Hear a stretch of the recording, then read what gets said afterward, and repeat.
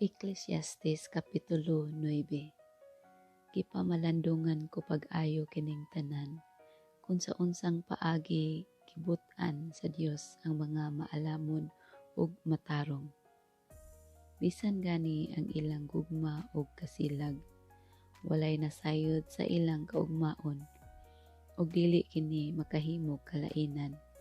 Managsama ang dangatan sa matarong ug sa dautan, sa maayo ug sa dili maayo, sa nagsimba ug sa wala magsimba, ug sa naghalad ug sa wala maghalad.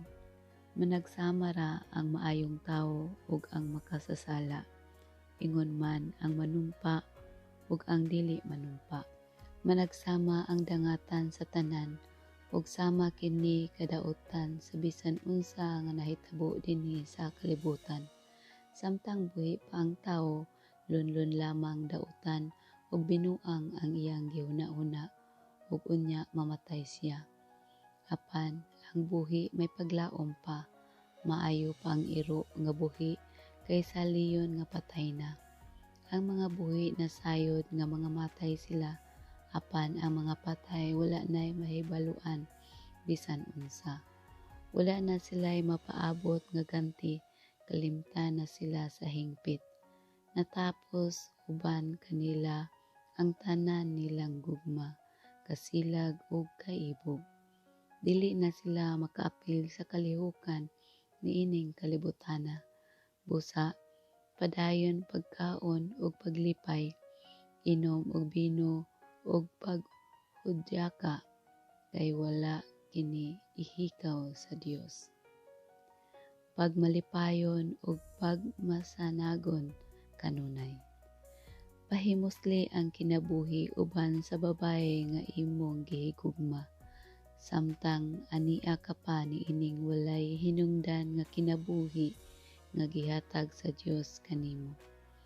Pahimusli ang tanang adlaw, kay kini ra maoy imong makuhang balos sa tanan mong paghago. Sa bisan unsa nimong buluhaton, himoa ang tanan nimong mahimo, kay dito unya sa Sheol wala nay paghago o panghuna-huna o kaalam o kahibalo, o kini maoy imong padulngan. Aduna pagayod ako'y laing butang nga nasayran. Ang kusog mudagan dili kanunay maoy mudaog sa lumba, ug ang mga isog dili kanunay maoy mudaog sa gubat. Ang mga maalamon dili kanunay maoy makakitag kabuhian, ug ang mga hait ug salabutan dili kanunay maoy madato. Ang mga maikatakos dili kanunay maoy pasidunggan. Ang tanan mag-agad gayud sa panahon ug kahigayunan. Wala ka masayod kung kanusta kini mahitabo kanimo.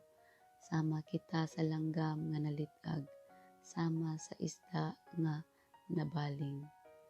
Malitag kita sa panahon nga wala nato damha. Mga huna-huna bahin sa kaalam ug sa kabuang. Aduna pagayoy lain nga akong nasaksihan, ug alang kanako kini maayong pananglitan. Kung giunsa pag-isip ang kaalam dinhi sa kalibutan. May usa ka gamayng lungsod nga diyutay ra ang nagpuyo. Gisulong kini sa usa ka gamhanang hari. Ipalibutan niya kini ug buot niyang lumpagon ang mga paril niini. Niadtong lungsura may nagpuyo nga usa ka kabus, apan abtik kaayo, ug mahimo unta niya ang pagluwas sa maong lungsod, apan wala gayoy nahinumdum kaniya. Iingon ako nga ang kaalam mas maayo kaysa kusog, bisan pag ilang gisalikway ang kaalam sa kabos ug wala nila kini pamatia. Mas maayo pa ang pagpamati sa hagawhaw sa maalamon kaysa singgit sa usa ka hari diha sa tigom sa mga buang-buang. Mas daghan ang kaayuhan nga mahimo sa kaalam kaysa mga hinagiban, apan ang usa lamang ka makasasala makahimog daghang kadaot.